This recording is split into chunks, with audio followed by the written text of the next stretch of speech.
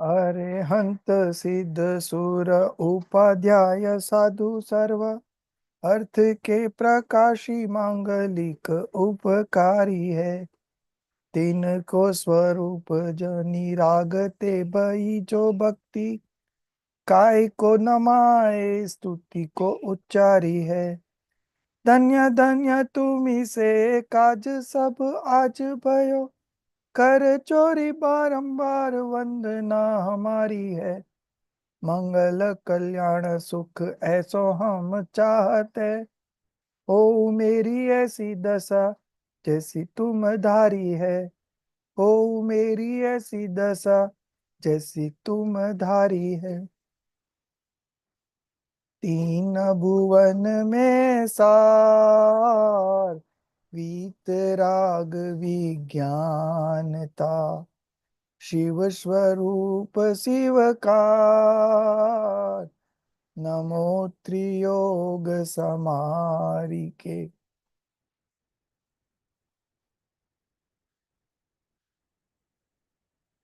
Pandit Daulat Ram ji has created this chardala, and we are on to the third dhal, stanza number 6. Last week we had completed up to the 5th stanza. Today we are going to start with the 6th stanza. So the last discussion that we had was about the soul's three kind of conditions. One is outer self, that is Bahiratma. It is also called outwardly oriented soul. A better word is this one, outwardly oriented soul. But this Chedala was translated into English 20 years ago. So in 20 years, we always undergo through some changes in the language. So now we have got better words. The second was the inner self, Antaratma, inwardly oriented soul. And third one was transcendental self, Paramatma, that is supreme evolved soul. So again, the inner self is of three types, highest, medium and lower one, and that we all discussed in stanza number 4 and 5. Now we are going to discuss about the 6th stanza about the supreme evolved soul. So supreme evolved soul is again of two types. One is Sakal Paramatma, the one with the body, that is Aryan Paramatma, and the other one is the Nikal Paramatma, liberated soul, Siddh Bhagwan. Okay. I'm making you a co-host, Hemali. No. Ji, I will make you a co-host. Yes, sir. Okay.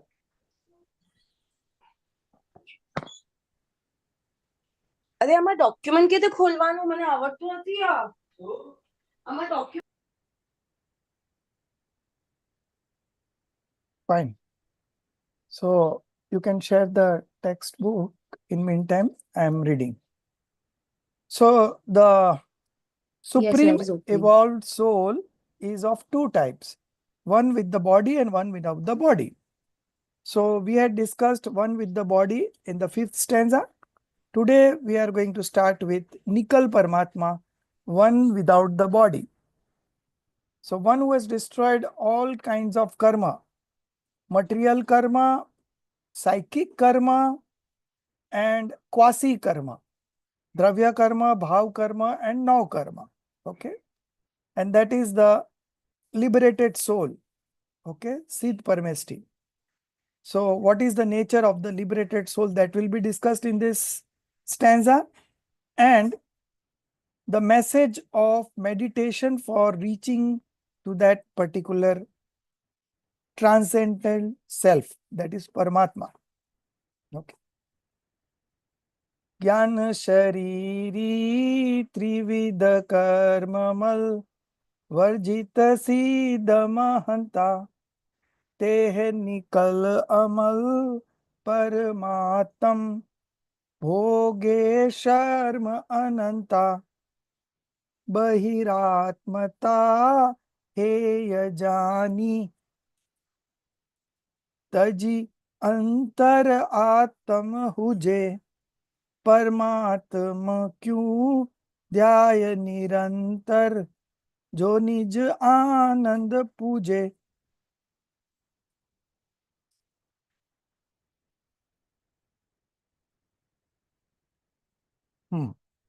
So who is Gyan Sariri? Trividhi Karmamal. So who is Gyan Sariri? Means who has not got physical body like us. That is a liberated soul. So liberated soul's body is made up of only knowledge, knowledge, knowledge. And he has destroyed all kinds of 3 types of karma. Okay. So the liberated souls are pure with omniscient knowledge. Next page.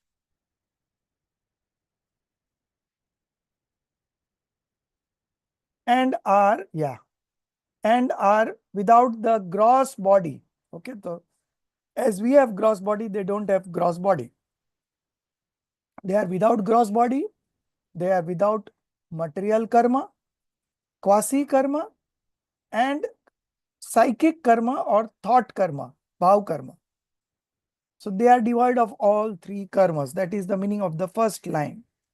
Te hai nikal amal parmatam. Amal means without the dirt of attachments and aversions. Okay. And nikal is without body. They will enjoy uninterrupted bliss forever. Bhoge Sharma Ananta. So Sharma is again bliss. Sharma is bliss. Okay. So they will enjoy uninterrupted, no disturbance in between. Okay. Uninterrupted bliss forever. So just imagine soul is going to be there forever. And you have 2 options. Either you keep on transmigrating and experience the sufferings in all 4 states of existence. And the other option is you study this, understand this, contemplate on this, and take decision on this. And that decision is going to take you towards liberation. And once you get liberated, so for infinite time, forever, for infinite time, you will be experiencing total eternal bliss. Okay. So this is the potential that we all carry.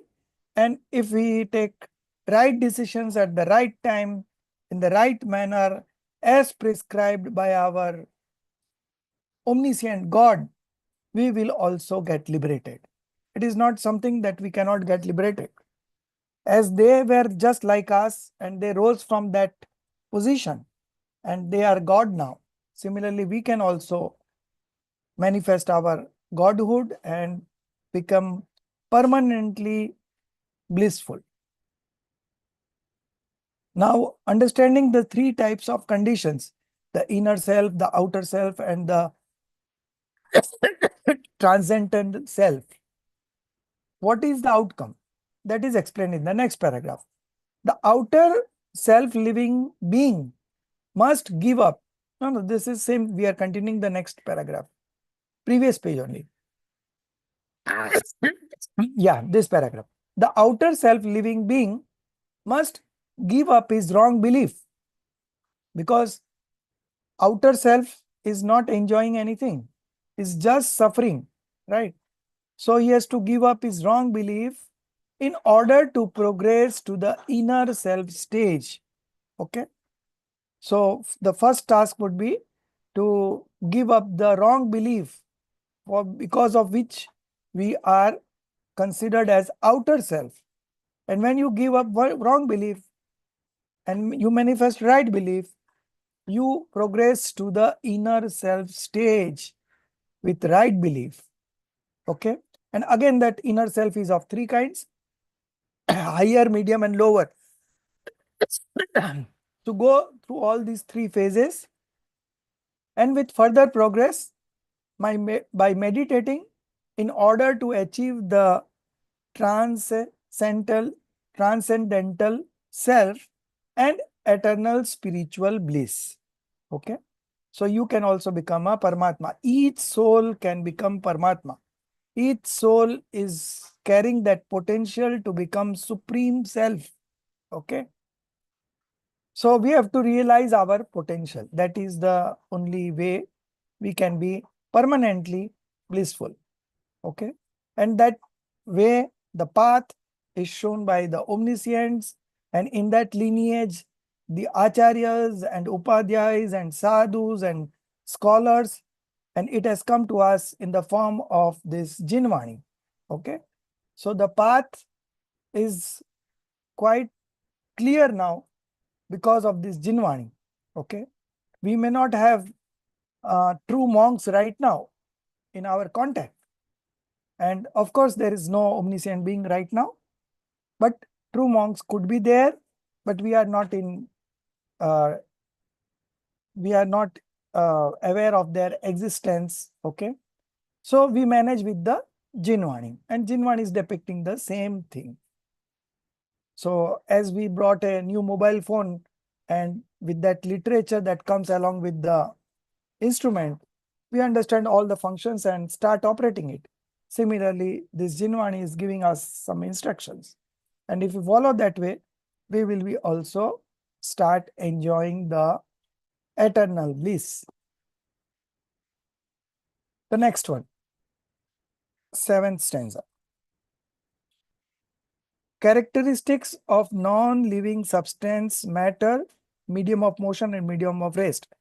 So far, the discussion was going on about the soul element. Okay.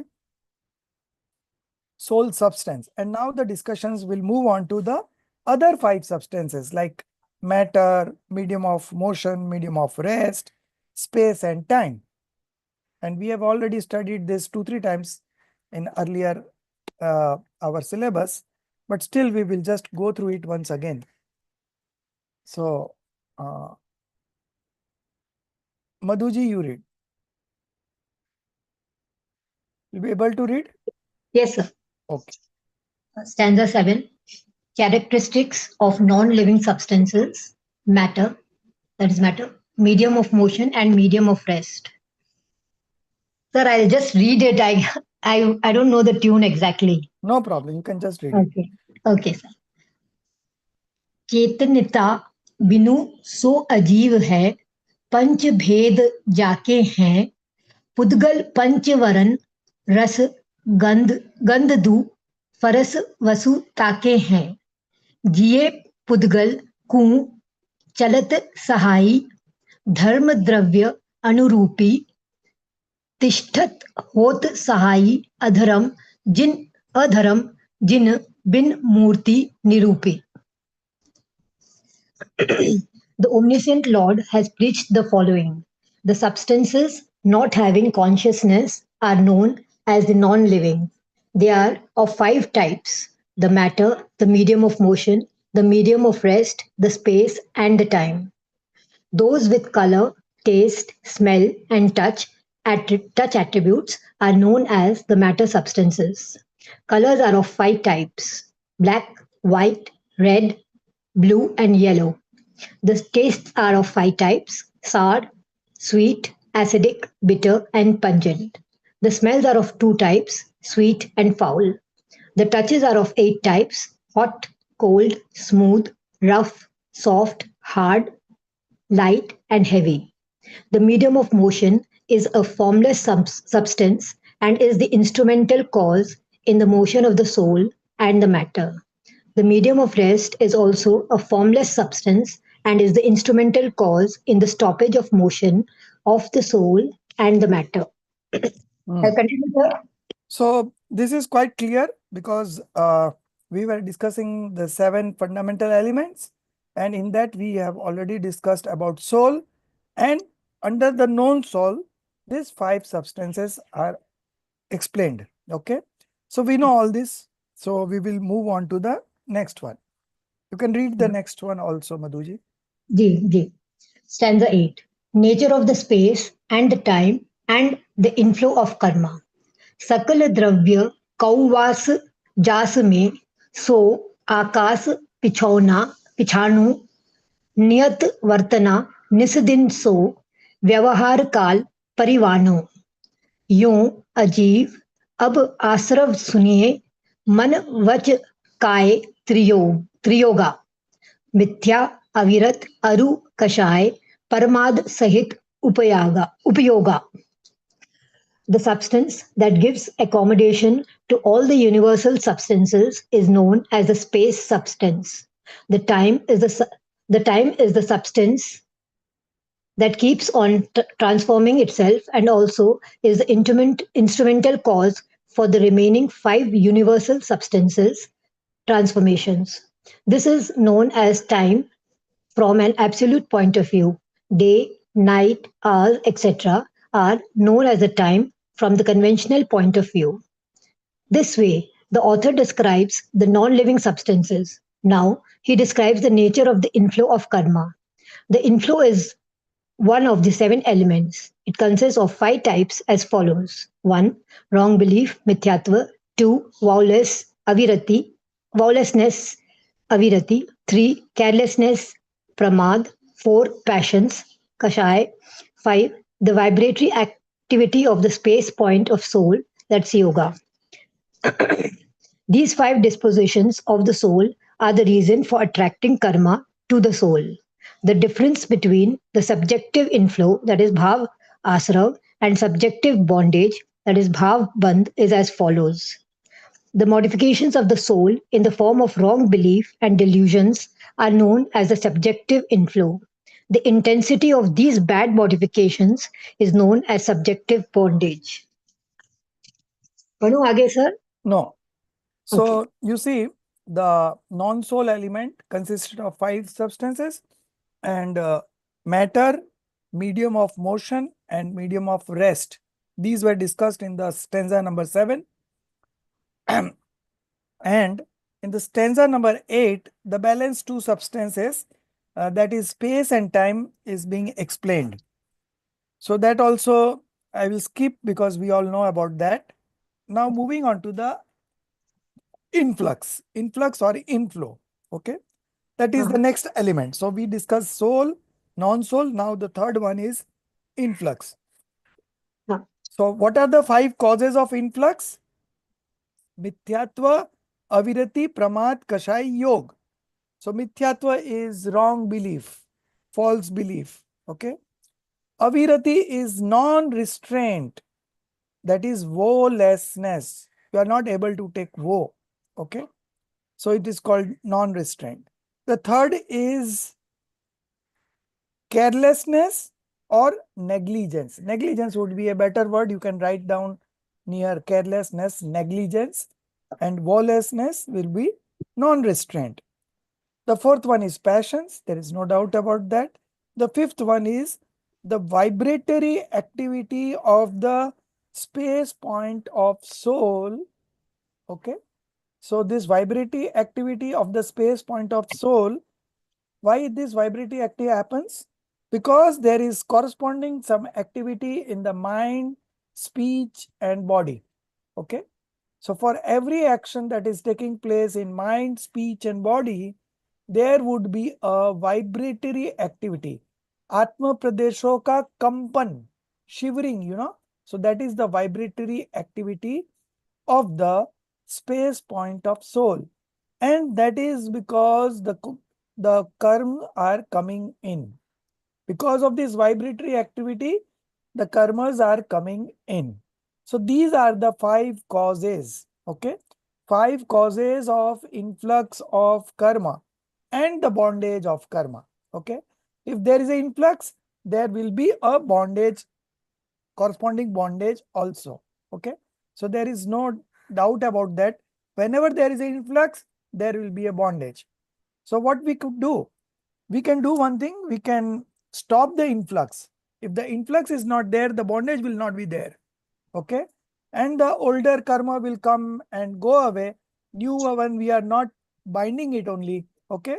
So a time will come when all the karmas will be exhausted and the soul will get liberated. Okay. So these are the 5 causes. Wrong belief or false belief will go on, can go completely go from the 4th stage itself. If you manifest destructional right belief, Shaik Samyak Darshan, then the false belief goes altogether in the 4th stage. Otherwise, it goes between 4th to 7th, it goes away. Okay. Then, wrong belief. Okay.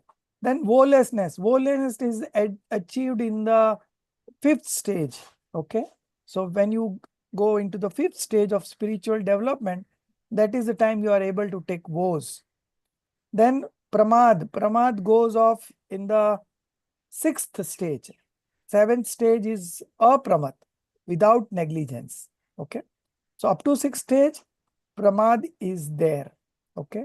So it goes off in the 6th stage. End of the 6th stage. 7th stage, it is completely pure manifestations. Then the 4th one is passion. Passion goes off in the 10th stage of spiritual development. And the vibratory activity of the space point of soul goes up to 14th stage, because body is there up to 14th stage. So it is there. Yeah, anyone is asking question? Yes, I was asking, sir. हाँ. Sir, ये अब जैसे ना sometimes now we think कि अगर सौगन ले लिए, that is if I've taken some vow हाँ. and वो टूट गया किसी कारणवश, उस हाँ. वजह से भी है ना ले नहीं पाते हैं सर. हाँ. हाँ. हाँ. तो मतलब इस डर से नहीं ले पाते हैं. ऐसे में क्या करना चाहिए? मतलब what is your suggestion? First of all, what should go first? Wrong belief should go first, right? Because ji it is ji the main cause of influx. So you work on the wrong belief. First, let go of wrong belief. Once the wrong belief will go away, you will ji automatically have cravings to take up woes. Okay? You don't have to take it. It will automatically come to you with the strength of your practicing discriminative knowledge. वेद विज्ञान के बल से automatic आपके जीवन में संयम के भाव आएंगे. It's automatic. It's not something that you have to do intentionally. Okay, it is going to come. But the first and foremost would be to get rid of delusion, mithyatva. Okay, so जी first get rid of delusion. Automatically you will be able to take woes as you progress. Progress in the sense that you have to practice discriminative knowledge time and again. And as the frequency grows up, your spiritual stage also goes up. And in that sequence only, you will attain the 5th stage. That is the time you will be able to take woes. Okay. So all those woes are only valid if you have right belief, right? So first and foremost would be to manifest right belief. Okay. right And once you right have the right belief, you know what to do next, because you have a right belief. Under the influence of delusion, we were doing all the wrong activities. Now the delusion has gone. So we have got a very clear-cut guidance what would be our next step. And accordingly, we move ahead and these woes will come. Then again, if you keep on practicing discriminative knowledge, 6th, 7th stage will come. You will become a monk. You know, so it goes down like this. So Can I immediate. discuss this later on with you, sir? I want to discuss this later on. Okay, you can call me after the class. No problem. Anytime. Okay. Thank you, sir. Who is in this iPad? So Hema? that's me. Yes, so sorry. No problem. So I have a question. So I wanted to ask you that you said that the vibratory activity, or which is shivering. Hmm. So in this karma is coming in. Yes. So, but when there is nirjara, do you Hmm. also feel the shivering? No. Nirjara, like, like from the 4th stage, there is a purity and impurity going on together. Okay. So any activity of the mind, speech, and body will have vibratory activity of the space point of soul. Okay. Okay. Along with that, a level of passionlessness is also there. Vitrakta is also there. Okay. And Right. that vitrakta will go on increasing. Hmm. To that proportion, the vitrakta increases. In that proportion, this passions will get reduced. Okay. So they have got an inversely proportional ratio. The more the purity, the less the impurity. And a stage will come when you will manifest 100% purity. So when you are increasing your purity, there is no vibration, because vibration is a cause of influx of karma. And this purity, the passionlessness, is a activity of the soul without this vibratory activity. Okay, because there is Okay. no influx in those areas. Okay, so there is no vibratory activity during nirjara as far as the purity is concerned. But along with that purity, there are some passions left over, and to that extent, the vibratory activity will also be there. Okay. So I had one more question. It's Hmm. not. It's not about this stanza, but Hmm. about the entire thing that we're studying right now, Chodhala. Hmm. So, like for instance, when you're traveling, Hmm. you look around, you see people. Hmm. Like, so last night I was coming back at around 1:32 in the morning, and I was seeing, all kinds of people on the road. Okay. So the feeling that you get, which is something I have never thought of before, Hmm. that what if my soul were in some life to go in one of these people's body? Hmm. Do I want that kind of life again? And so that kind of a fear has come in now, Hmm. that I need to do something because Hmm. I don't want to be that. Hmm. So is fear the right thing that I'm feeling, or okay.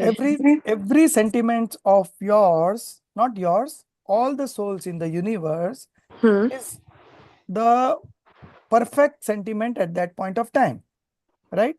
So getting a fear could also be a cause of passionlessness, Okay. because unless you are fearful, you will not be able to renounce those activities, no?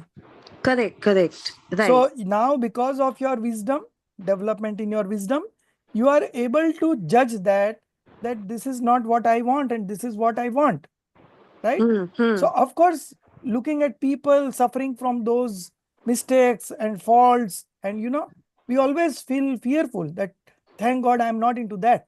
Yeah. So that feeling will always be there as you progress in the path of liberation. Okay. So you will always uh, feel guilty about sometime about your loss of opportunity. Hmm. Okay. Hmm. Sometimes we miss up. Now I had given you one homework of CC1. Yesterday was the last day, Yes, right? sir. And I said that if you are having any problem, you just message me. Yes, sir. But nobody messaged me also, and nobody submitted also. So this kind of attitude, what it says. Hmm. So there should be ethics everywhere, no? You should be Yes. ethical. If you are given some homework, maybe you may have certain causes, so you could not complete, but at least you could inform. Yes, sir. So, so this is what it makes the difference. When you develop the wisdom, then you are able to discriminate between what is right and what is wrong. Hmm. And it's very simple. It is not that something is being forced upon you. It is just a normal part of the syllabus course that we do, right? And Yes. these homeworks are helping you to stay in this zone. If That's these right. homeworks would not have been there, you would Hmm. have got indulged in some other activities, because I know the phase that we are all going through is not the right phase for developing religion. We are moving against the flow. The whole world is going into that picture that you saw yesterday night at 1:30. That is the life for an Hmm. ordinary being. Hmm. And we want to do something different in this life. So of course, our path would be different, right? Yes, sir. So the thing is that the things are very simple. If you are able to judge this, you will be able to judge everything, right? Hmm. So automatically you will have right choices in your life. Okay, because this Yes. knowledge of wisdom, it brings in you the decision making capacity. Always you will have two options at every point of your life. one option, if you opt, it will take you to greater level of spirituality. And the other option, if you choose, you will be going towards more suffering, you know. So it is the decision making power that is being developed over a period of time by studying the scriptures. And this is how you are able to discriminate, you know, and take calls in your life. So being fearful is a good sign as far as a seeker is concerned, because we should be fearful of our sinful activities. We should be fearful of our not doing homework on time, right? So Right. these are all the good practices that comes along. And I just mentioned it because initially I thought I will not discuss this. Let it go. I know you are all busy, and it is not the reason that you have not completed homework just by lethargy, but I know you are all into serious, you are managing so many things at same time. So I can very well understand. But having said that, why you keep it for the last day? It was only a matter of 10 sentences, looking at the book and writing 10 sentences. It could not have taken you more than half an hour. And you have been given 21 days, right? Yes. Yes, So sir. that means you need to think on these lines, that where my life is going, who is controlling my life. And this is the effect of delusion, you know. Delusion's job is to get you out of this path. And your knowledge and your endeavor would be to defeat that delusion, which has been controlling us since time immemorial. And in this birth, we have taken up this challenge to challenge that delusion and get.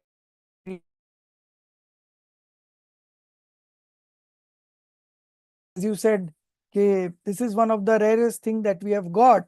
Otherwise, our life was going smooth, you know, everything was smooth. So this is the opportunity that we have got, and we should exercise our due diligence or your wisdom to get into this kind of activities which are going to help us in our spiritual quest, right?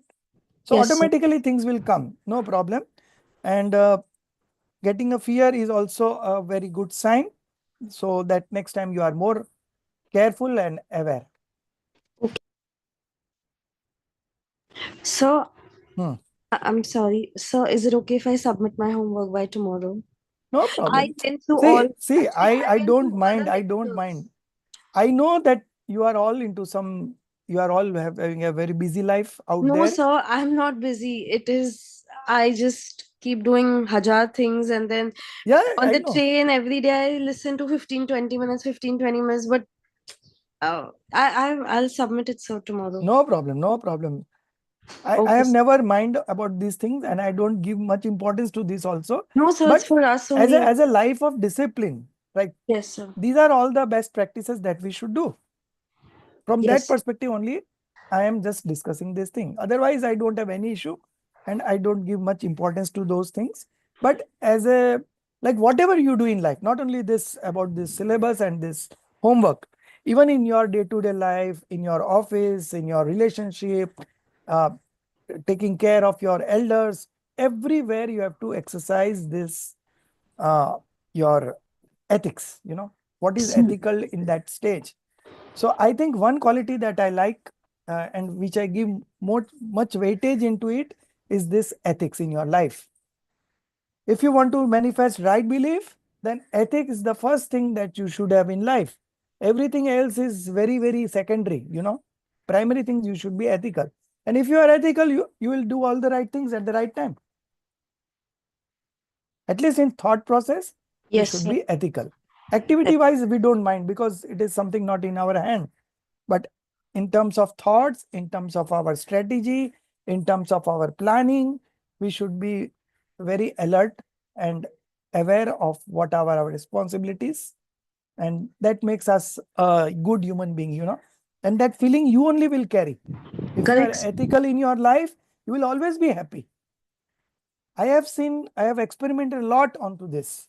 I was into a business where I had to do some illegal things.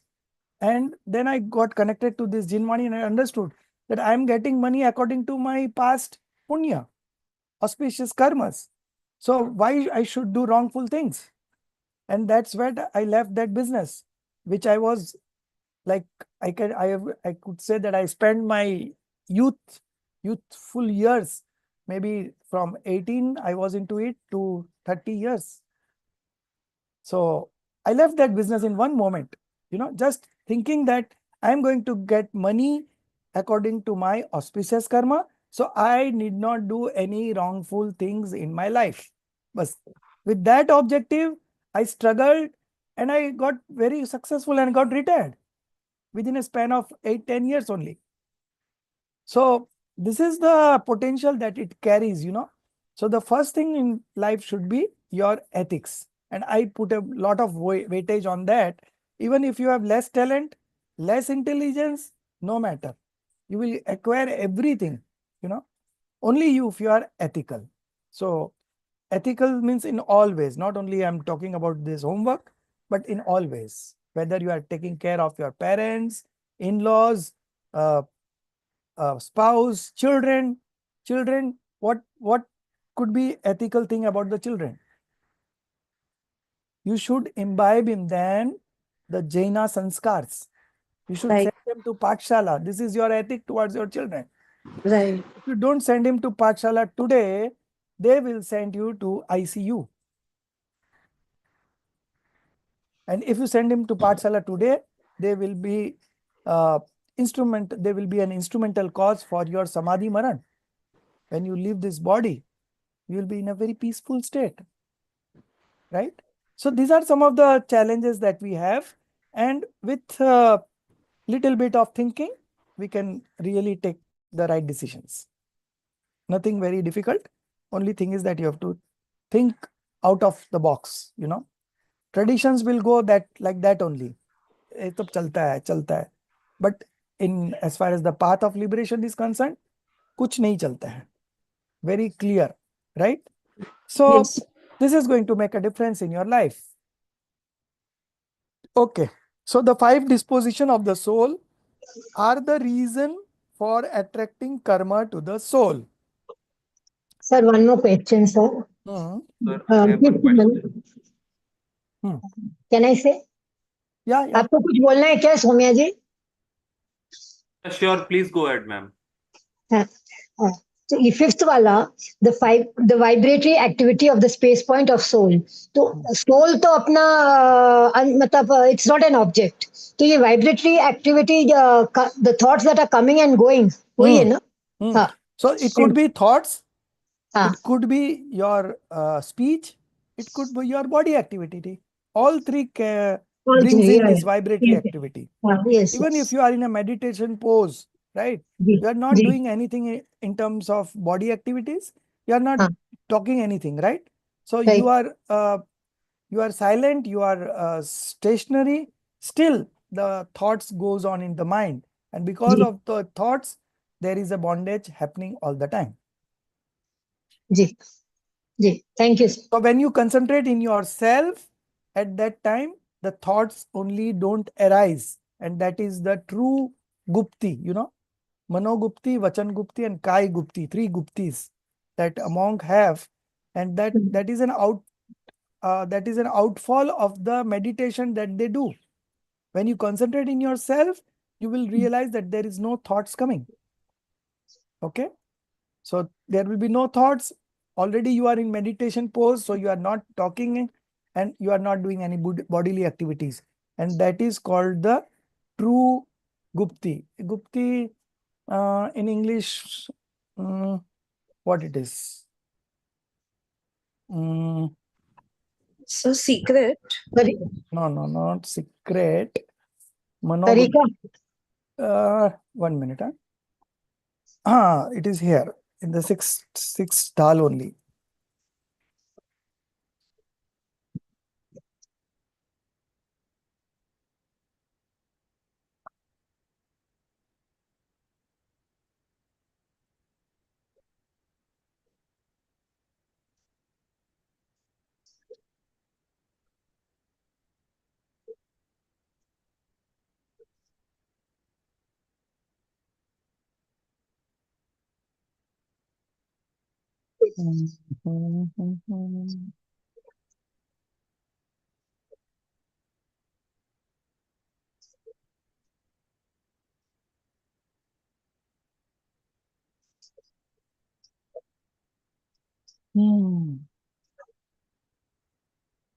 Gupti. I knew the word, but I'm not able to recall now. Shuddhopyog, action. Leave it, I will find it out. So when you meditate in yourself, automatically the thoughts doesn't arise. There is no activity of the speech and body. Okay, and that is the true Gupti. So does it mean restraint? Huh? Restraint? Yeah, it is a restraint only. It's a restraint only. But what is 3 types of, not remembering, but it's a restraint only, right?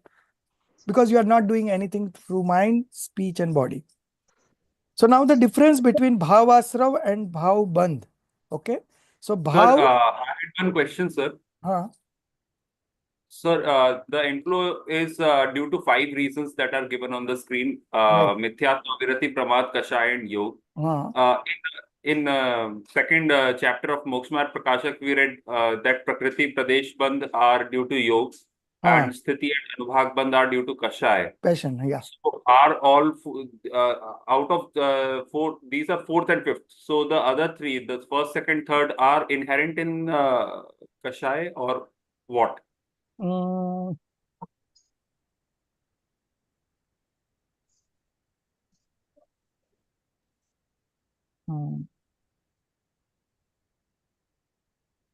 Prakriti Bandh, Pradesh Bandh, Sthiti Bandh and Anubhag Bandh. Okay. It is not that all the 5 would have to be included in the 4 causes of bondage. Okay. So a wrong belief, of So course, that is also one of wrong Kashaya belief. answer. So now when you say passion, it includes the other 3 also. The wrong sir. belief, the non-restraint, the negligence is all included in passions. Okay. So that way, all the 4 causes are Sthiti and Anubhag is because of the first 4. Okay. And Prakriti is Pradesh with the 5th. And sir, can we rank them according to what amount of ashram all these cause? That is, can we say Mithyatu is number 1 and Yoga is number? It is the number 1. It is the father of all sins, Mithyatva. You know. So first you get rid of Mithyatva. That is the first step in the path of liberation. The path of liberation begins only when Mithyatva goes away. Right. So first we have to get rid of delusion. And to get rid of delusion, you have to manifest right belief. And to manifest by relief, you study, you contemplate, you arrive at a decision. That's all what you can do intentionally. Everything else happens unintentionally. Buddhi Purvak and Abuddhi Purvak. So Buddhi Purvak, what you have to do? You have to study the scriptures, understand it, contemplate on it, and the decision that you arrive at. So this will be the process. Sir एक और question था ये जो first stage in meditation is it that when we are meditating and after meditation जो भी जितना देर भी करते हैं not reacting to any circumstances is it the starting point? Yeah, like see, first you have to decide about the object that you want to meditate on.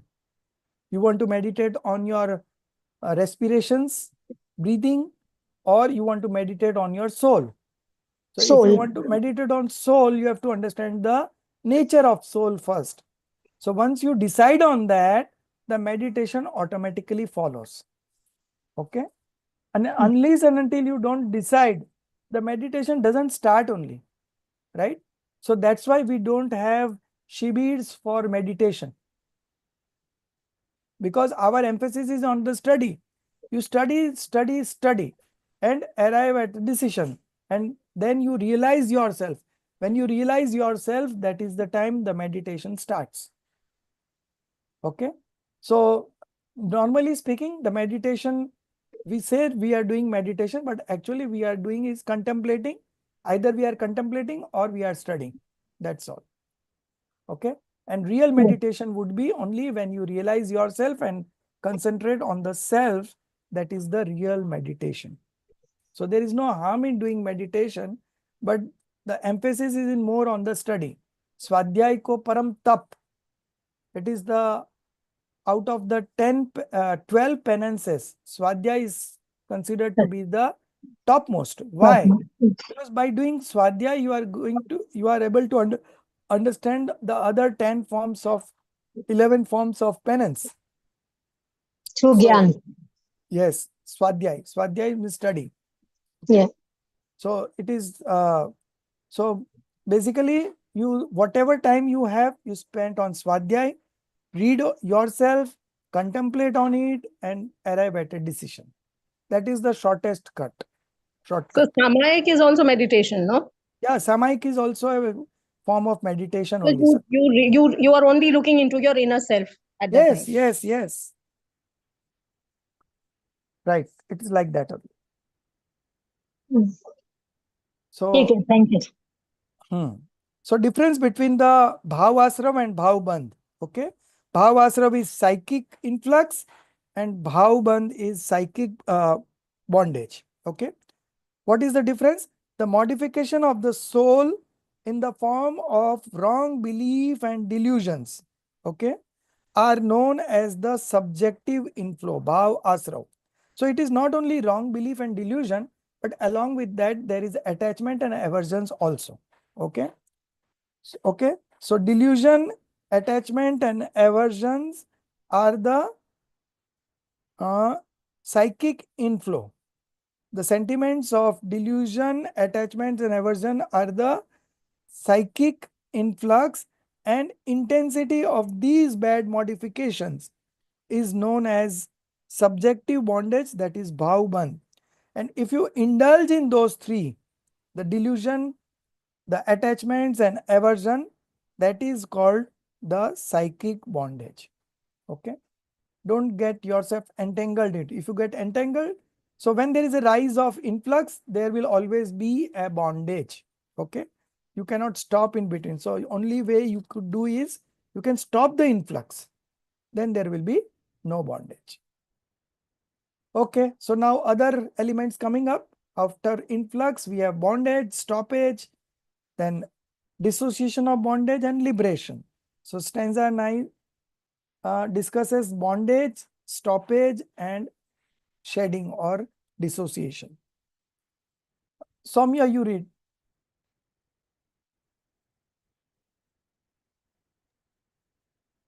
Stanza 9.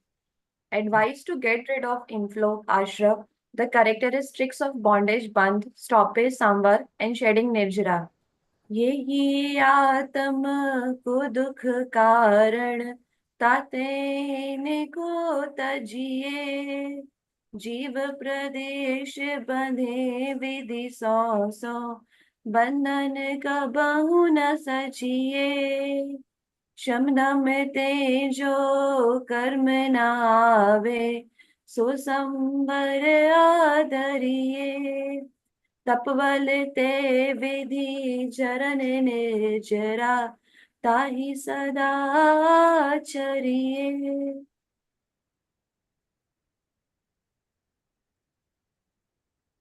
ये wrong belief, woefulness, carelessness, passions, and the vibratory activities of the space point of the soul are the reasons for unhappiness to the soul. That is why one should get rid of them. The alien substances are not the cause for unhappiness to the soul. Subjective bondage, that is bhav, is the bondage from the absolute point of view and is the reason for material bondage, that is dravya. That is why it needs to be discarded. Bondage of karma to the space point of the soul is known as bondage element, that is bandh tattva. One should know the nature of this bondage and put all his efforts in getting rid of this bondage. Subjective bondage Bhav is the bondage from the absolute point of view and is the reason for material bondage, Dravya Bandh. That is why it needs to be It is a discarded. repetition of the paragraph. Okay, sir. Yes, sir. Third point. Third point, please scroll down. Jay, can you pull down? Ah. Third point. Wrong belief and anger, etc., are known as passions. When one controls these passions, then it is known as sham, restraining the mind from passions and other evil tendencies. The Sham is Hindi word. Sham means samta. The discriminative science, Bhed Vigyan, is performed between the intrinsic nature, that is Swabhav, and the alien conditions, that is Parbhav. The alien conditions include material karma, psychic dispositions, and their objects. This form of discriminative science is known as Dam, conquering the senses. The activities of Sham and Dam stop karma being attracted to the soul. This is known as Samvar, stoppage of inflow of karma. When one prevents the soul from delving into impure attitudes, that is Ashuddha Bhav, it is known as the subjective stoppage of inflow, Bhav Samvar, and as a result, when material karma stops being attracted to the soul, it is known as material stoppage, that is Dravya Samvar. Fourth point. When one's aim is to obtain indivisible bliss from the pure soul, there is partial increase in purity and partial decrease in impurities. This is known as subjective shedding, bhav nirjara, and as a result, the shedding of material karma also occurs, which is known as material shedding, dravya nirjara. To shed off karma with the help of austerity is known as the element of stoppage of karma, that is nirjara tattva. Fifth point. With the knowledge of the real nature of the living and the non-living, one can stop the inflow and bondage of karma, thereby being involved in the process of stoppage and shedding of karma. So when there is an influx, there is always a bondage. Okay. So what are the causes of influx? The same causes are the causes of bondage. Okay. So that's why we say that influx is the cause and bondage is the effect. They have a cause and effect relationship between them. Then samvar. Samvar is the evolution of purity in the modification by taking shelter in our soul. Okay. So when we take shelter in our soul, we manifest the purity, and that purity is the stoppage element. Okay. So when you are manifesting this purity, automatically the delusions, attachments, and aversions are stopped to that extent, and that is called stoppage element. So this is psychic stoppage, and then the material stoppage would be that karma will not come. That is the material stoppage. And similarly, the purity goes on increasing by, if you practice more discriminative knowledge, the purity will increase, and increasing in purity is the true psychic dissociation of bondage. Okay. Psychic nirjara, bhav nirjara. And corresponding to that, the material karma also gets dissociated, and that is called material dravya nirjara, material dissociation of bondage. Okay. So there are two activities named sham and dam. So sham means samta. Samta means passionlessness. Okay. Restraining the mind from passions and other evil tendency. And the other is dam. Dam means conquering the senses. Okay. So this sam and dam, they stop karma. Okay. They stop karma being attracted to the soul. So similarly, the purity that you have manifested, it keeps on increasing. And while it is increasing, it is called bhav nirjara. And there is a corresponding dravya nirjara also happening, that whatever bondage you have done earlier, all the karmas are not coming into fruition because of nirjara. Okay. So because of this dissociation of bondage, many karmas are not coming into your, uh, uh, there is no rise of those karmas. They are getting offloaded because of your, because of the purity that you are manifesting. Okay. And that is called bhav nirjara and dravya nirjara. So now liberation is left. So we'll discuss the liberation in the 10th stanza, and then the characteristics and the cause of the conventional right faith. So we were discussing now right faith from the absolute point of view. Now we will discuss from the conventional point of view. And for conventional point of view, of course, it is Dev Shastra Guru. And so now we'll do this 10th stanza. Malti ji, you can read. Yes, sir. The characteristics of liberation element. The characteristics and the cause of the conventional right faith. सकल कर्म ते रहित अवस्था सो शिव फिर सुखकारी है। ये विधि जो सरस तत्वन की सो समकित व्यवहारी। देव जिनेन्द्र गुरु परिग्रहण बिन धर्म दया जुत सारो। यहु जानि समकित को कारण अष्ट अंग जुत हारो। One should know the nature of the liberation element and then consider it to be the best for him. When the soul is perfectly pure, there is destruction of all 8 karma, as a result, liberation. This state is indestructible and is full of infinite bliss. One should have unbroken faith in these 7 elements from both general and specific perspective, which is known as right faith from the conventional point of view. Faith in the omniscient Lord, the enlightened passion-free ascetics, and the compassionate religion are the reason for the right faith from conventional point of view. One should acquire the right faith with its 8 components. So now we are moving on to the right faith. Description of right faith will follow. Before that, liberation element. A liberation element is the complete manifestation of purity, is the psychic liberation and getting rid of all kinds of karma, material karma and quasi karma is the material liberation. Okay. So this state, then the next one should have unbroken faith. So this is the conventional point of view. Right belief from the conventional point of view is your belief in true gods, true scriptures and true preceptor or monks. Okay. So one should have unbroken faith in these 7 elements from both general and specific perspective, which is known as right faith from the conventional point of view. So there are 2 ways to express this conventional point of view. One is the true God, true scriptures and true monks, and the other one is the 7 fundamental elements. Okay, unbroken faith in 7 fundamental elements. They both are from the conventional point of view. From the real point of view, belief in yourself.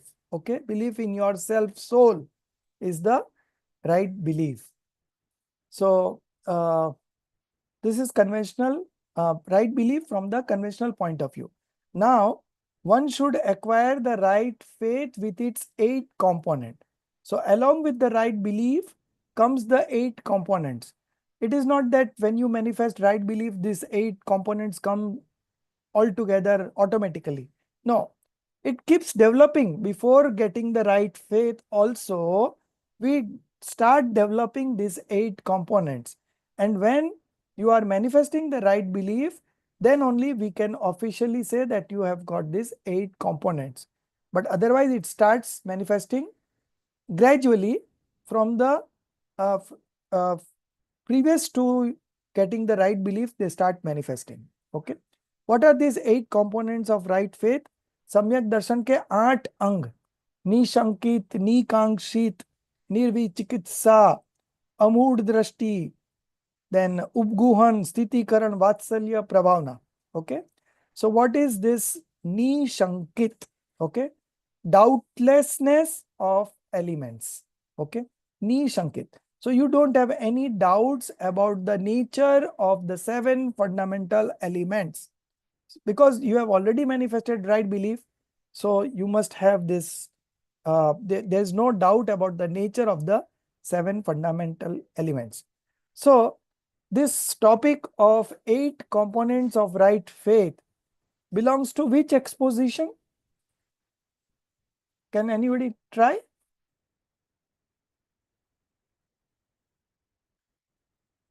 Which exposition? Charnanuyog, Karnanuyog and Pratmanuyog. Which exposition? it relates to conduct, so could it be Charnanuyog? Yes, Charnanuyog. Good. It is Charnanuyog. So these are some of the 8 components that 8 components are along with that right faith. Okay. So these 8 components and other 4 special qualities that also comes along with right faith, that is being discussed in the 11th stanza. So to manifest right faith, one should have these 8 components plus 4 additional components, that is 12 components, and should get rid of 25 faults. Okay. So to manifest right belief, you have to get rid of 25 faults and develop these 8 components and additional 4 components. That will be discussed from 11 to 14. 11, 12, 13, 14. All these relates to it. So let's begin with the 11th one. Here only the names are given, but in the next stanzas, I think 12, 13 and 14, it is being explained also. Okay. So let's see. 11th one. Rekha, you can read.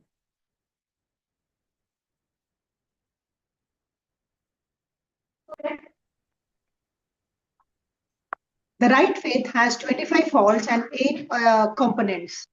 Vasumat Tari Nivari Trisat Tata Shat Anayatan Tyago Sankadik Vasudosh Bina Samvegadik Chit Pago Ashtang Aru Dosh Pachiso Tin Sanक्षेप कहिए बिन जाने दे दोष गुणन को कैसे तजिए कहिए 8 exponents of right faith. The names are given here, but you can we will refer to it later on. Go on reading. So, in order to attain right faith, one should avoid 25 faults. They are as follows: 8 types of prides, mud; 3 types of stupidities, mudhata, shatata; 6 types of worthless places of false allegiance, anayatan; 8 demerits, dosha. The person with right faith will put his concentration towards fear of transmigration, samveg; kindness to all living creatures, anukampa; faith in the omniscient lords, astikya; and restraining of mind from passions, prasham. In the next stanzas, the nature of these 25 faults and the 8 components will be described. It is necessary for one to know the faults so he can give them up and know the components so he can accept them. So in this, if you see the picture, all the 25 faults are being explained and 8 components are also explained. Only thing that is not given here is the 4 additional components that is being discussed here in the first paragraph. The person with the right faith will put his concentration towards fear of transmigration, that is samveg. Samveg means enthusiasm. Okay. So when you are getting into the path of liberation, you should have enthusiasm. That enthusiasm or that force will drive out away the delusion. Okay. So it is samveg. Okay. Samveg is enthusiasm. The second attribute is anukampa, kindness to all living creatures. Okay. Then the third one is astikya, unshakable faith. You can add here unshakable faith in the omniscient Lord. Okay, this is astikya. And the last one is prasham. Prasham means mild state of passions. It has got two meanings. One is the mild state of passion. Here it is written as restraining of mind from passions. But actually it is prasham means mild state of passion. So automatically your passions gets reduced. Okay. And the second part of this prasham is evolution of passionless state. Okay. So most of the time it is used in the sense mild state of passions. But in Pravachan Sarji Granth, this word prasham is used in the sense of passionless state. So somewhere it is used as vitrakta, somewhere it is used as kasaiki mandata. So here it is kasaiki mandata. So these are 4 additional attributes. Okay. It's not shown in the drawing. So you just mark it out, 4 additional this one. One is samveg, anukampa, astikya and prasham. Okay. Now the 25 faults, 8 types of. ये आस्तिक्य क्या है? Unshakeable faith क्या? Unshakable faith in the omniscient lords. Not only omniscient Lord, but all Dev Shastra Guru. We can, but here it is written as omniscient Lord, but it also includes the unshakable faith in the true scriptures and true preceptors. Thank you. So 25 faults, 8 types of pride. You can see here 8 types of prides: caste, physique, knowledge, authority, austerity, strength, wealth, heredity. Okay. So the right believer does not have these 25 faults. Okay. So why a right believer would not have these 8 prides? Because these 8 prides are related to body, right? Your caste is related to your body. Your heredity is related to your body. Your beauty is related to your body. Knowledge, of course, is intellect. Then authority is puja. Austerity or tap is penance. That is also related to body. Strength is also related to body. Then wealth is also. So you can have pride of all these types. But a right believer does not have, because he considers himself to be a soul. And these are all related to the body. So that's why he doesn't have 8 types of pride. Then 3 types of stupidities. What is this? Dev Murta. You don't know the true correct nature of the true gods. So you believe anybody to be God. Okay. So this is stupidity 1. Stupidity about the Dev or the God. Then stupidity about the dharma or the religion. And the stupidity about the guru or the preceptor. So 3 types of stupidities. Then 6 types of worthless place of false religion. Anayatan. So Aitan means religious place. Anayatan means not religious place. Okay. So 6, how it is 6 type? 3 related to Dev Shastra Guru and their what you call their servants. Okay. So true God.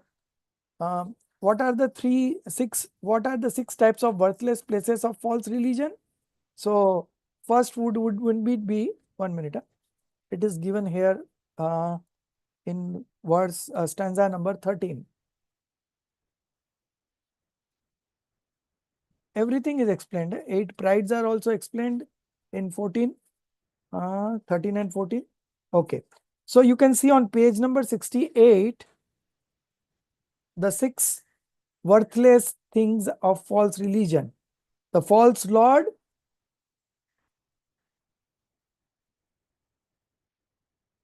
next page.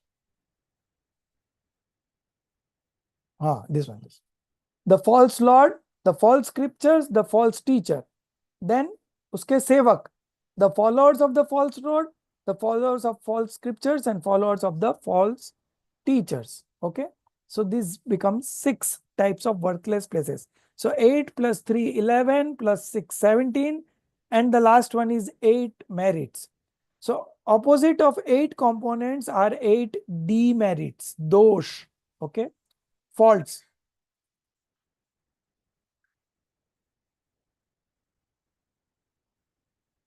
The person with the right faith, this we have done. In the next stanza, the nature of these 25 faults and the 8 components will be described. So now we move on to the next stanza. 8 components of right faith. This is a very interesting thing because we all want to manifest right belief. So what a right believer would have in terms of qualities. 1 minute.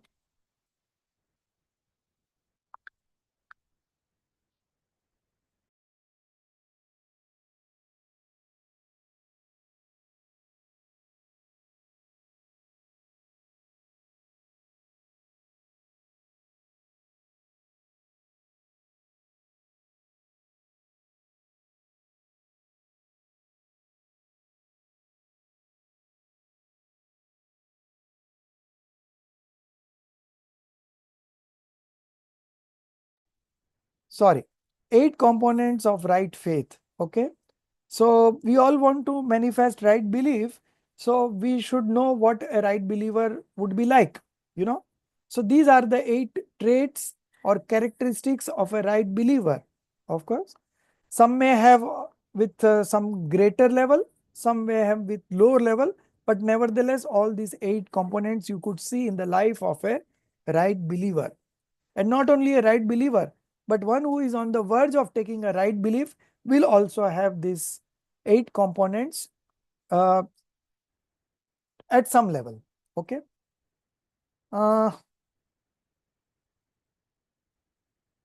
जिन वच में शंका न धार, वृष भव सुख वांचा भानो. जिन वच में शंका न धार, वृष भव सुख वांचा भानो. मुनि तन मलिन देख न गिनावे, तत्व कुतत्व पिछानो. निजगुण अरु पर अवगुण ढाके, वा निज धर्म बढ़ावे.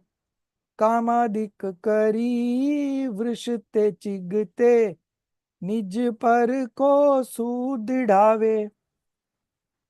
So the 8 components are being explained. The first one is doubtlessness in the elements component. Okay, so there is no doubt regarding the nature of the 7 fundamental elements. This is the first one called doubtlessness in the elements. In Hindi it is called nishankit. Shanka means doubt, no doubts. Okay, no doubts. He has got a very clear cut understanding of 7 fundamental elements, and that's why he is able to practice discriminative knowledge, and that's why he is able to realize himself. So this is the first one. Under this doubtlessness, there are included 7 kinds of fears, you know. So the right believer would not have fear of what will happen in this birth, what will happen in next birth.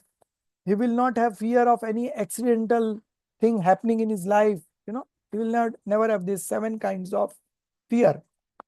These 7 kinds of fear is explained in Ratnakaran Savakachar very nicely. I can share the Hindi pages. Okay. इस लोक का भय, परलोक का भय, आकस्मिक भय, वेदना भय, मरण भय, no fear about death, nothing. So there are 7 kinds of bhai that is included in this nishankit ang. Okay, so doubtlessness in the element, first one. The second one, okay, so here it is missing, but here it is given. Second one does not have any desire. So in our textbook it is not there. You have to look at the soft copy and write it down in your pages. Okay, so one does not have any desire. So second second component is desirelessness of worldly pleasures. Again, the question, why a right believer would not have desire of worldly pleasure? Why? Because he knows that there is no pleasure in the worldly things. Okay. So when you know that happiness is not going to come from there, how can you have desire? Okay. So initially at the fourth stage, you will have not desire of Anantanubandhi level. But the other three passions are there. To that extent, the desire will also be there. Okay. But not the one which binds infinite times, infinite bondage. Okay. So one does not have any desire of fruits of the religious activities performed by him. This is known as desirelessness of worldly pleasures. Okay.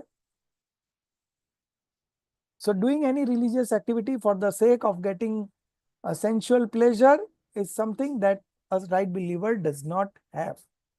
The third one, nirvichikitsa. Looking at the unclean body of the ascetic, one is not to be disgusted.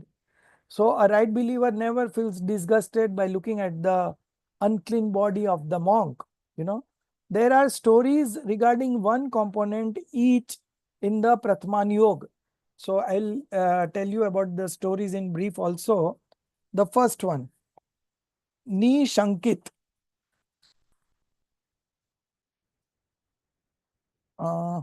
Yeah.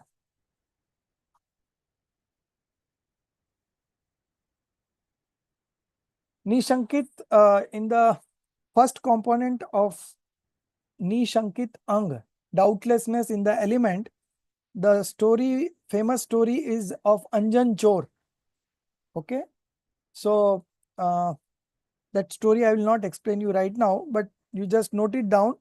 If you want, I can share. There is one book called Jain Dharm Ki Kahaniyan. There are 18 volumes of that. And in one of the volumes, all the 8 stories are there. I will share the PDF of that. If you want to read each story, you can read very motivating story. Okay. The second one about the Nikangshit, desirelessness of worldly pleasure. The story, famous stories of Anantmati. Okay. Anantmati.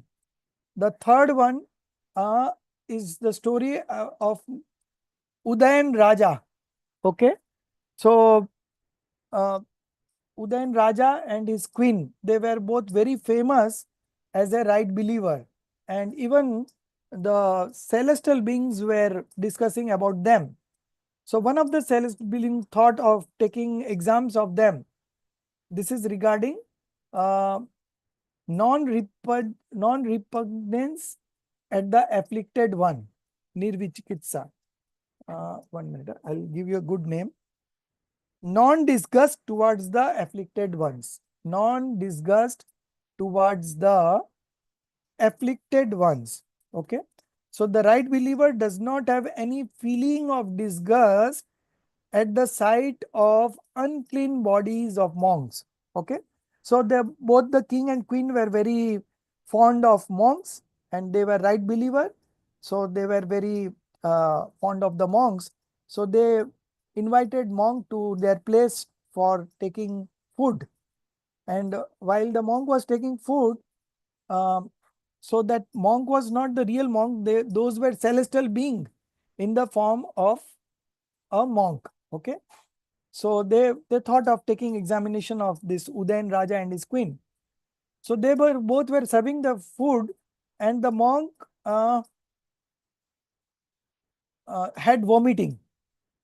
You know, the monk vomited on their face and still they were very calm and composed and never reacted to that activity. And that's how they passed the examination and they were appreciated. The fourth is Amud Drashtiyang, non-stupidity in the non-stupidity in the true God, true scriptures, and true monks. Okay. So one performs the test to find out the true nature of the elements and does not get involved in worthless things. This is known as non-stupidity in the omniscient lords, the holy scriptures, and the enlightened teachers. Okay.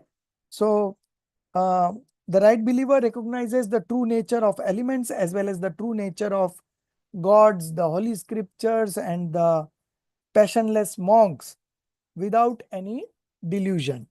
Hence, he does not get involved in any fallacy or stupidity as seen in disbelievers. Okay. So the story here is about Revati Rani. And Revati Rani was told that there is a Samosaran, and she knew that there cannot be a 25th Tirthankar because already 24 Tirthankars have been here. So there could not be a 25th Tirthankar. So she didn't believe in those story. So that was about that. So he has a firm belief about true gods, true scriptures, and true monks. The fifth one is about Upguhan. Upguhan is also called Upbrahan. Upbrahan means developing of spiritual qualities. Upbrahan. And Upguhan means to hide the faults of the other co-religionists. Okay. You should not, you should hide, if you see any faults in your co-religionists, you should hide them. Okay. So that is about Upguhan Ang. What is written here? One is careful not to get engrossed in his praise, okay, or in seeing the faults of others. So even if you know the faults of other, you should not relate that to anybody else. Okay. If you have compassionate feeling to them, you can go and tell to him directly. Otherwise, don't tell about his faults to others. Okay. This way he keeps his soul pure. So any negative emotions coming into you is affecting yourself. So a right believer does not want to have any negative emotions in himself. So he does not see, even if he sees the fault of others, he does not tell them to others. This is not known as developing of spiritual qualities. The developing of spiritual qualities is increasing the purity. Increasing the purity is the developing the spiritual qualities. So in Hindi, we have two words. One is Upguhan. Upguhan basically relates to the hiding the faults of the others. And the second one is Upbruhan. Upbruhan. Upbruhan means increasing the purity of the soul. The sixth one. So you could see the pictures also you can see. The sixth one is about stabilization in the religion. Okay. When the person or someone else is getting away from the right path due to the rise of passions, then to pull back in the religion is known as the stabilization in the religion.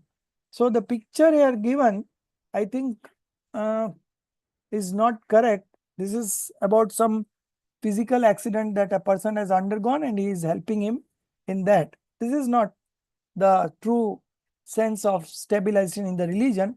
When because of the rise of ups and downs in our life, okay, if you see somebody deviating from the path of liberation, then you go and help him out and stabilizes him. Okay, this is called the stabilization in the religion, Sthiti Karan Ang. So the right believer establishes himself as well as others who are faltering in the path of liberation. Due to the rise of passions, sometimes such faults are observed that divert a seeker from the true path. Okay. So at that time, one should step in and help him stabilizes in the religion. The famous story is about Varisen Muniraj and his friend Puspadal. Okay. So these stories I'm anyway going to share. You will be able to read from there. The seventh point is glorification of religion. No, affection towards co-religiousness. So this is in the next page. That is next stanza. Go on 13th stanza. In between, let me read the 13th stanza. Okay, let me explain first. 7 and 8. Okay, stop. Dharmi so govach priti sam kari jin dharma dipave in gun te viprit dos vasu tinko sant khipave पिता भूपवा मातुल नुपजो होइन तो मद ठाने मदन रूप को मदन ज्ञान को धन बल को मद भाने. So the other two are discussed in this stanza, the 7th and 8th one, and the 6th, pride, that is also discussed in this stanza. So 7th one was, one shows the love towards the co-religionist, sadharmic. Okay, co-religionist is like the cow showing love to her own calf. So cow knows that I'm not going to get benefit from my calf in any manner, but still she loves her calf. Okay. Similarly, a right believer loves her co-religionist. In Ratnakaran Sravakachar, Pandit Sada Sukhdas ji has mentioned that you should take care of co-religionist as you take care of yourself. Okay. And even if the need be, you can renounce your life for the welfare of those co-religionists. Okay. So this is about, this is known as fraternity towards the co-religionist. Fraternity or affection, both will do. The last one, 8th one. 8th one is glorification of religion. Okay. What is this Prabhavnang? One removes the darkness of ignorance and obtains the right knowledge. Okay. Thereafter, he continues to spread Jain religion with whatever strength he has. This is known as glorification of religion. Okay. So once a right believer becomes a right believer, once he manifests this right belief, the next step that he has in mind is to spread this religion. As I have become happy with this religion, let all the people of this universe also become happy by following this religion. Okay. So he starts spreading the Jain religion. He plays an important role in the propagation of Jain religion. Of course, the main propagator is the omniscient being, the Tirthankar, and under his lineage, the chief preceptor and other preceptors and the monks and the scholars, they are all into propagating Jainism for the welfare of the people at large, because they have themselves become happy and they want others also to be happy like them. So they propagate Jainism to others. So the right believer, one who removes the darkness of ignorance. So by preaching only, you can remove the darkness of ignorance. So that is what a right believer does. So this was all about the 8 components. So we have discussed 8 components and 4 additional attributes. Okay. Now regarding the 25 faults, 8 prides, we are discussing the 8 prides now in this in this stanza. Out of 8, 6 will be discussed here and the 2 would be in the next stanza. Okay. Opposite of these 8 virtues are the 8 demerits to be destroyed. Okay. So opposite to these 8 components, there are 8 demerits that will be quite opposite to it. So it is not being explained here in detail, but anyway, you can know. There is a description of 25 different types of faults associated with the right faith, the demerits, etc. That is, opposite of 8 virtues are described above. 8 types of prides are discussed below. So now they have not discussed the 8 demerits, but If you want, I just opposite of these 8 components is the 8 demerits. I have written it in English. If you want, I can share the names.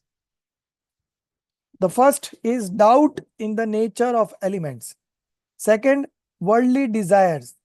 Third, feeling of disgust towards afflicted persons. Fourth, stupidity in true God scriptures monk. Fifth, non-development of spiritual qualities. Sixth, instability in the religion. Seventh, animosity towards co-religionist. And the 8th one, disparagement of religion. Okay. So these are the 8 demerits. Now, the 6th pride. One may have pride due to paternal success, that is, father being a king. This is the pride of heredity. Kul ka mad. Mad means pride. Abhiman. Okay. So this is the pride of heredity. One may have pride due to the material success. This is pride of caste. Okay. 1 minute. In Hindi, it is a bit different. So, the first one was one may have pride to paternal success. Like your father was a king, so you can have pride of that. The other is one may have pride. So from your mother's family side, you can have pride, like about your grandfather or your maternal uncle. Okay. So if they are king, then you can take pride that my maternal uncle is a king, so that is the pride of caste. Then there is a pride of your handsome body. This is called pride of physique. Then we have pride of knowledge. One may have pride due to capacity to grasp because of sharp intellect. This is called pride of knowledge. Then one may have pride of his wealth. Okay, pride of wealth. Then the 6th, one may have pride due to his strength, physical strength. Okay. Then 7th and 8th would be in the next stanza. We can move to the next stanza, that is stanza number 14. Description of remaining 2 prides, description of 6 worthless place of false religion, and description of 3 stupidities. Okay. So this completes our 25 faults.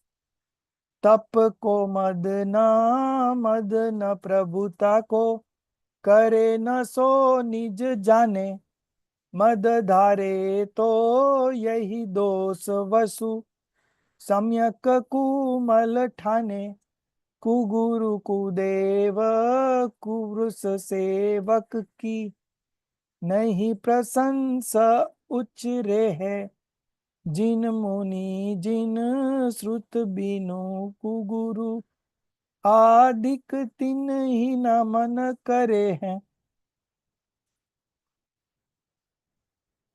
Next page. One should not feel proud of one's austerities, penance, tap, and one's authority. Authority is puja. Okay. So these are the 8 kinds of pride.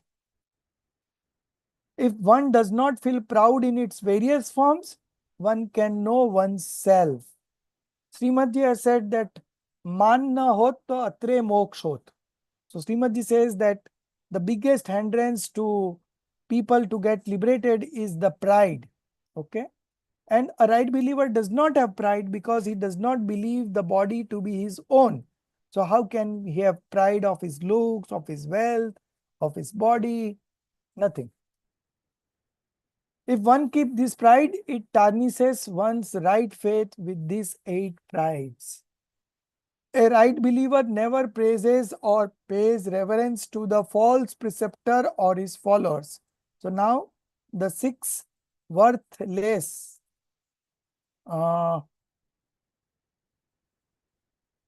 worthless things of false religion. Okay. A right believer never praises or pays reverence to the false preceptor or his followers, false lords and his followers, and false religion and his followers. He only pays obedience. He only pays obeisance to the omniscient lords, passionless naked ascetics, and the non-violence preaching Jain religion. So this is being discussed here. We are not going to repeat this. Move on to the next page.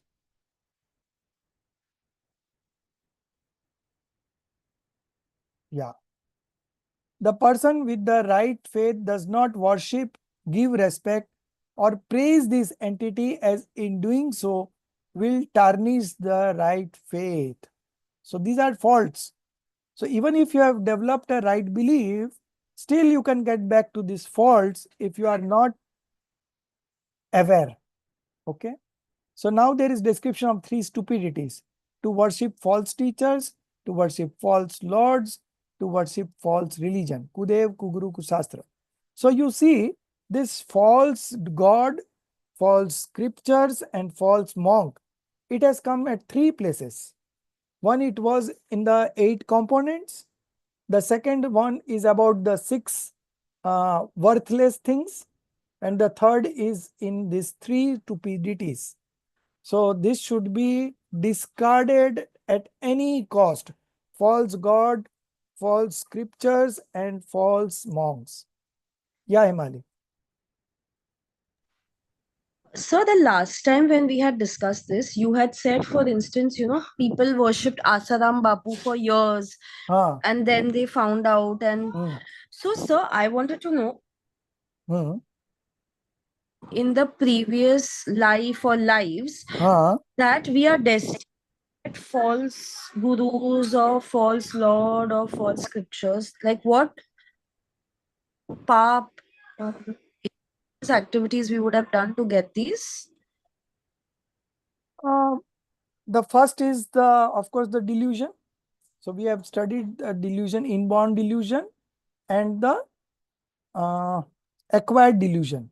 So this is the acquired delusion, getting into wrong gods and wrong creatures and wrong monks is the acquired delusion.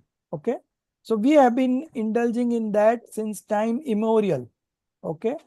This is the time that we have got the opportunity that we are here in the, we now realize the true gods, the true scriptures and the true monks. Okay. So we have been indulging in this since time immemorial. So it is not something new that is happening for the first time. And what kind of karmas you have bound for that, I don't think specific any sentiments that we can say that if you do this, the main thing is delusion. Okay. Because of delusion, such things happens. Okay. Delusion means wrong belief regarding the 7 fundamentals, wrong belief regarding the true gods, true scriptures and true monks. So all these are cause of the getting into this false gods, false scriptures and false monks. Thank you. So next stanza.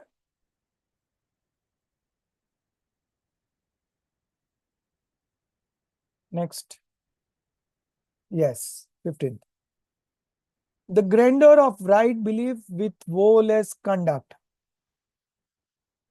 दोष रहित गुण सहित सुदीजे सम्यक दर्श सजे है चारित्र मोवश less न संजम पे सुरनाथ जजे है ग्रही पे ग्रह में न रचे जो जलते भी न कमल है नगर नारी को प्यार जथा कादा में हेम अमल है. Next page.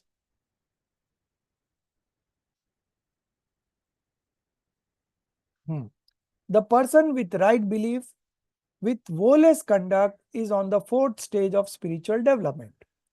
He is without the 25 faults. and he has manifested the 8 components of right faith and the other additional 4 attributes also. Okay. Even though he has fruition of the partial woe prevention passion. Okay. Apratyakhana varan kashay. Partial woe prevention passion karma, and as a result, he does not have even small restrained conduct. Okay. No sanyam in his life, no restraints. Okay. Because he is at the 4th stage. The heavenly angels adore this soul. Okay. So if you manifest right belief, the heavenly beings will also adore you. So this is, they are showing the importance of manifesting right belief. Okay. So in the next stanza, it will come that if you develop right belief, you will not get birth into this. All these are being explained so that you get attracted towards manifesting right belief. Okay. And to manifest that right belief, you will indulge in studies, you will contemplate, you will take decisions. All this will automatically happen. Even though he remains in family life, he is detached from it. Okay. So this is about the right believer. It is like the love of a prostitute. Okay. So the prostitute has a love for the wealth of his customer, and he is not at all concerned with the customer. She is not emotionally attached to the customer. For her, it is just a business. Okay. So in spite of doing those activities, the prostitute never gets emotionally attached to the customer. Similarly, the right believer, in spite of remaining in a family life, he is detached from it. This is the first example. There are 3 examples in that line. The second is gold in the mud. Okay. So gold is in the mud, it is surrounded by mud, but not a single atom of gold has turned into mud, and not a single atom of mud has got into the gold. So they also remain detached. Okay. Gold remains detached from mud always.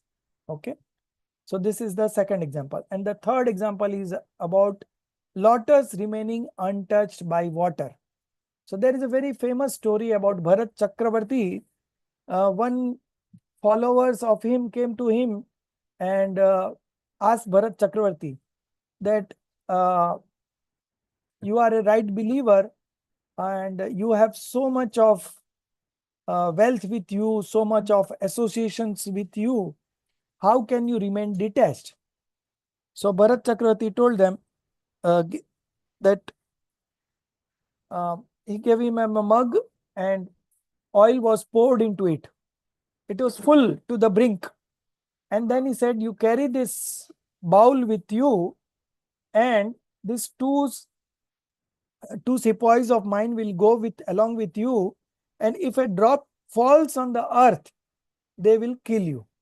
And now you go and see my whole wealth and whatever facilities that I have. So both took that fellow to the palace, the gardens, and whatever wealth he was showing them, right? He was showing him the both of the sepoys, but he never saw anything. Why? Because he was fully concentrated on the bowl full of oil. He knew it that if one drop of oil falls on the earth, he will be killed. So to save his life, he could not see any of the wealth of the king Bharat. And when he returned, and then Bharat asked him, have you seen my all wealth, palace, queens, everything? He said, no. Why? So I was just looking at the bowl only, because you told me that if a drop of oil falls on the floor, you will be killed. So how could I see all those things? Because if I go and see those, then I will lose concentration here. So I didn't see anything. So then Bharat Chakri said, I also am like that only. Although I am living in this family with 96,000 queens, 99,000 sons, and all this palace, kingdom and everything, but I am always detached to it. Okay. So right believer is always a detached soul, you know. He remains in family life, he is detached from it. So this was about the right believer. Now the next stanza, I think it's the last one. 16th. Importance of right faith. So there are, I think, one more, 17, 16, 17. Importance of right faith. प्रथम नरक बिन shut जु ज्योतिष वाण भवन सड नारी थावर विकल त्रय पशु में नाही उपजत सम्यक धारी. So the right believer does not get birth, does not get reincarnate into this life. All this will be explained here. तीनी लोक तिहु काल माही नहीं दर्शन सो सुखकारी सकल धर्म को मूल यही इस बिन करनी दुखकारी. Next page. Jia, next page. Yeah. A person with right faith. Sorry, sir, I was referring. No problem. A person with the right faith does not reincarnate in the following places. So now the list is given. He does not go in the life of hell except for the first hell. So there are 7 life of hell. So he does not go into any of the 6 except the first. Okay. Then example of Srenik Maharaja. He was a right believer and he had bound karma. So he was supposed to go into the 7th hell. But then he manifested right belief and that 7th hell was reduced to the first hell. And the lifespan was 33 Sagaropam. It got reduced to 84,000 years only. Okay. So 33 Sagaropam is a very long period. Compared to that, 84,000 years is very small part, you know. So he does not go into any of the other hell except the first hell. Then he also does not go into the celestial life of the mansion dwelling, Bhavanvasi, wandering, Vyantardev, peripatetic, and the stellar beings, Jyotisi Dev. Okay. So these are the 3 lower category of celestial beings. He is not born, so he goes only into the Vaimanik Dev. Vaimanik Dev is called, what it is called?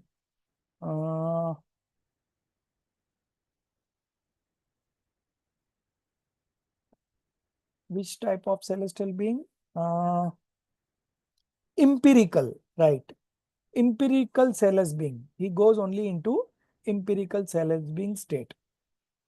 Then the next one, he is not born as hermaphrodite. Hermaphrodite is Napunsak. Like eunuchs, we have eunuchs, you know. Then he does not get birth as a woman. So all the female, like, you know, this is your life, last life as a woman, you know. You will never get a birth. If you manifest right belief, you will never get a birth in a woman life. Then you will never get a birth in 1 sense, 2 sense, 3 sense, 4 sense, 5 sense animals. Okay. In the 3 worlds of universe and in all the times of past, present and future, there is nothing comparable to the bliss yielding right faith. So importance of right faith. They are showing the importance of right faith. This right faith is the root cause of religious life. Any religious activities without the right faith produce misery. Next one.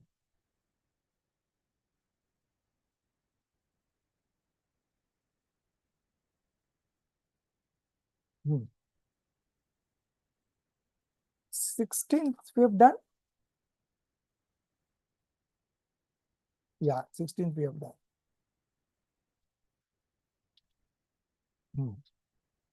Now the 17th. The knowledge and the conduct are wrong without the right faith. Okay. So first of all, you should manifest the right belief. Without right belief, the knowledge is also wrong and the conduct is also false. Okay. मोक्ष महल की प्रथम सीढ़ी है या बिन ज्ञान चरित्रा सम्यक्त्वता न लहे सोई दर्शन धारो भव्य पवित्रता दौल समझ सुनी चेत सयाने कालवृता मति खोवे यह नर भव फिर मिलन कठिन जो सम्यक नहीं होवे. So Daulat Ramji is saying that getting this life is very rare. Okay, so make the most of it. This right faith is the first step to the palace of liberation, to the path of liberation. Knowledge and conduct cannot become right without the right faith. Any knowledge prior to right faith is wrong knowledge and any conduct is wrong conduct. Therefore, every worthy soul must obtain the right faith first. Pandit Daulat Ramji now addresses his soul and says that, "Oh my dear discriminative soul, please listen from the experienced enlightened soul. Understand and then awake. Please do not waste the precious human life. If one loses the chance to obtain the right faith in this life, then it will be a very long time before the human life becomes back again. And even if that human life comes, what are the chances that you will get birth in a Jain family? Very rare. Okay. So Daulat Ramji is warning us that don't waste this precious human life. So this particular life, Dol, Samaj, Sun, Chet, Sayane, Kal, Vrita, Mat, Khove. Okay. So this five words only. Dol means you have got the Sharpsham Labdi now. You have got that much knowledge that you can understand the nature of 7 fundamentals. Okay. So this is called Sharpsham Labdi. Labdi means attainment. So attainment of Shayopsham, destructional come subsidence attainment. Shayopsham Labdi. Then the next word is Samaj. Samaj means understand. So understanding refers to Vishuddhi Labdi. Vishuddhi Labdi. Okay. Attainment of purity. The third is Sun, listen. Listen means Deshna Labdi. Okay. So attainment of preachings. Then Chet. Chet means Saudhan. Be aware. So that is called Prayogya Labdi. Prayogya Labdi means attainment of a stage where you are practicing discriminative knowledge. Okay. You are doing different experiments to attain the right belief. So this is called Prayogya Labdi. Then the last word is Sayane. Sayane means intelligent. Okay. Sayane means intelligent. So this is called Karan Labdi. So one who attains this Karan Labdi will definitely attain right belief within 48 minutes. Okay. So before getting a right belief, all these 5 kinds of attainment will come, and that is being explained in half the line. Okay. So don't waste time. This is a very rare human life that you have got, and be alert and listen understand, take decisions, and enjoy. Okay, this is the last preachings that Daulat Ramji is giving to us in this third dhal. Now from next week we will begin the fourth dhal.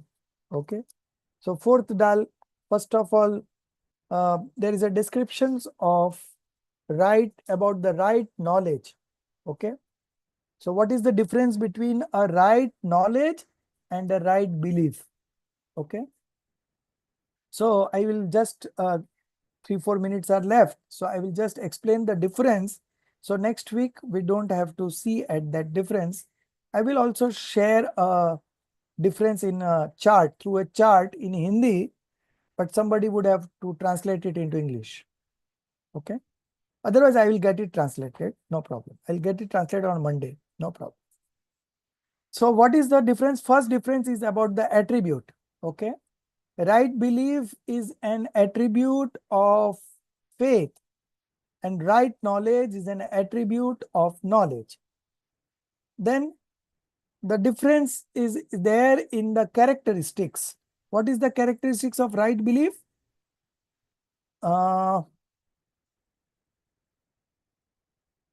Without wrong understanding,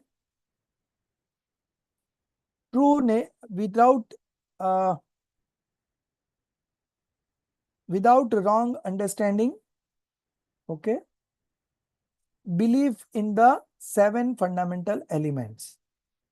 What is the characteristics of right knowledge? Sansai vibram anyadavasai rahit.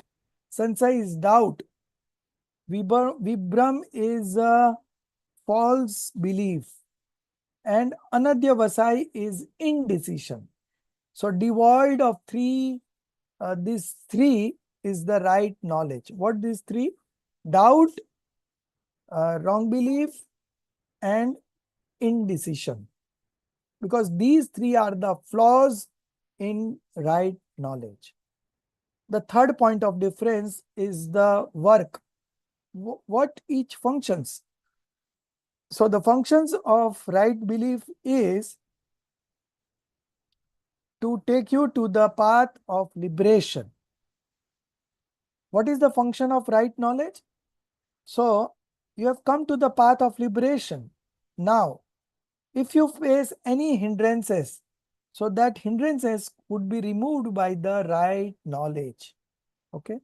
So right knowledge function is to help you remove the hindrances in the right path of liberation. वेद विज्ञान sir? नहीं, मोक्ष मार्ग में आई हुई बाधा को हटाना. अच्छा, ठीक. The fourth, the right belief is the cause and right knowledge is the effect. So they have a cause and effect relationship. Fifth point, right belief's job is to do oneness in the self. Okay. Right knowledge function, right knowledge nature is to identify what is primary and what is secondary. Okay. What is major and what is minor. What should be made prominent and what should be avoided. All these are done by right knowledge. And for that, it uses the tools of point of view and comprehensive knowledge, Nai or Praman. The sixth point is about the karma. What is the karma that is stopping the right belief? Faith deluding karma. And what is the karma that is stopping the right knowledge? Is the jnana varan karma, knowledge obscuring karma. Then the seventh point. Since both attributes are different, so their manifestations are also different. Quantity is also different. So the subdivision of right belief is opshamic, shyopshamic, and shaik. Opshamic is subsidential. Shayopshamic, destruction come subsidential. And Shaik is destructional right belief. So three kinds of subdivisions are there of right belief. Whereas knowledge, there are 5 divisions: sensory knowledge, scriptural knowledge, clairvoyance knowledge, telepathy knowledge, and omniscient knowledge. So there are 5 divisions. Then when it gets completed, so right beliefs could get completed in 4th stage itself. Okay. But right knowledge always get completed in the 13th stage. Okay. When you manifest omniscience. Okay. So these are some of the difference between right belief and right knowledge. I'll be sending you the Hindi and as well as translated into English chart. You study this, and the next week we will start with the right knowledge. Very interesting topic. And then we will move on to the conduct. The same 4th dal itself, we will be discussing the conduct about a householder. And in the 5th and 6th dal, we will discuss about the conduct of a monk. So this is all we have. Any questions I can take up quickly, otherwise we'll close.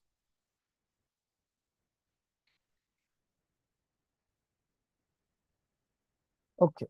निज निधि निज में बताई, यह अनंत उपकार है, उसके लिए जिन वाणी माँ को वंदना 7 बार है, उसके लिए जिन वाणी माँ को वंदना 7 बार।